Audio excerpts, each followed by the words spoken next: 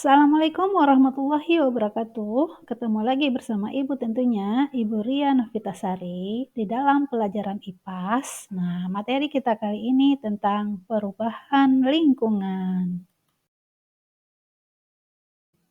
Perubahan lingkungan merujuk pada perubahan yang terjadi dalam ekosistem alam, baik secara alami maupun sebagai dampak dari aktivitas manusia.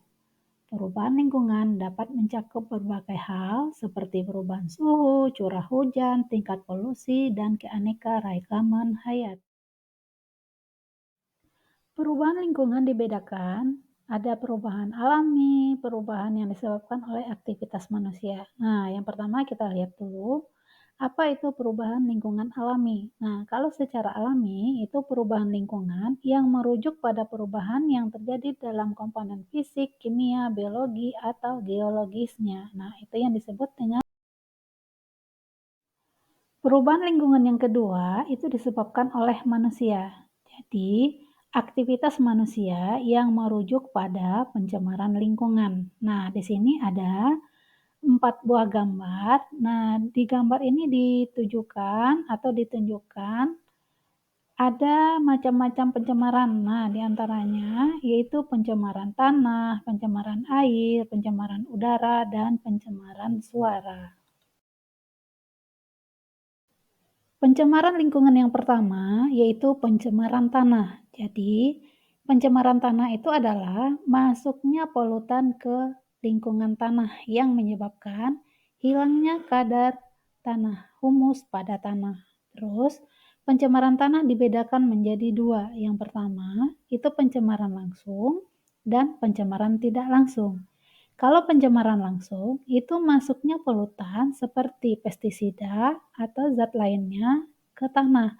Tapi kalau pencemaran tidak langsung, itu terjadi dulu reaksi atau adanya perantara, mungkin perantara dari udara, atau dari air, atau dari benda-benda yang lain, baru langsung ke tanah. Pencemaran yang kedua adalah pencemaran air. Pencemaran air adalah masuknya makhluk hidup ke dalam air sehingga menyebabkan kualitas air menurun ke tingkat tertentu sampai tidak dapat berfungsi sesuai kegunaannya.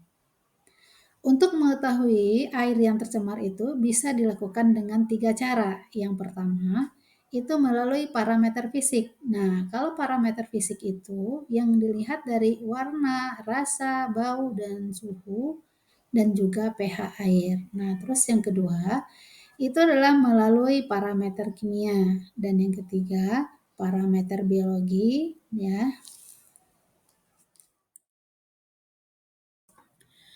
Pencemaran yang ketiga adalah pencemaran udara. Pencemaran udara adalah masuknya zat lain berupa gas beracun atau terlarang ke dalam udara normal yang berpotensi merusak lingkungan dan membahayakan kesehatan manusia. Pencemaran udara itu berasal dari bahan bakar fosil, pembakaran sampah, gas alam, arang, dan asap pabrik. Pembakaran tersebut menghasilkan gas karbon monoksida, karbon dioksida, nitrogen oksida, sulfur oksida, dan klorofluorokarbon. Pencemaran yang keempat adalah pencemaran suara. Pencemaran suara merupakan bentuk suara yang tidak diinginkan mengganggu dan merusak pendengaran. Pencemaran udara itu disebut juga dengan kebisingan. Jadi, kebisingan dapat diukur dengan satuan desibel atau dB. Frekuensi normal yang didengar manusia adalah 20 sampai 20 ribu Hz. Jadi bisa kita simpulkan materi pembelajaran kita hari ini tentang perubahan lingkungan. Nah, faktor penyebab perubahan lingkungan itu ada dua macam. Yang pertama, faktor secara alami, dan yang kedua, faktor oleh manusia. Nah, terus macam-macam pencemaran ada 4. Yang pertama adalah pencemaran tanah, pencemaran air, dan pencemaran udara. Dan yang terakhir adalah pencemaran suara. Nah, terima kasih. sudah mengikuti pelajaran hari ini. Semoga sehat selalu. Assalamualaikum warahmatullahi wabarakatuh.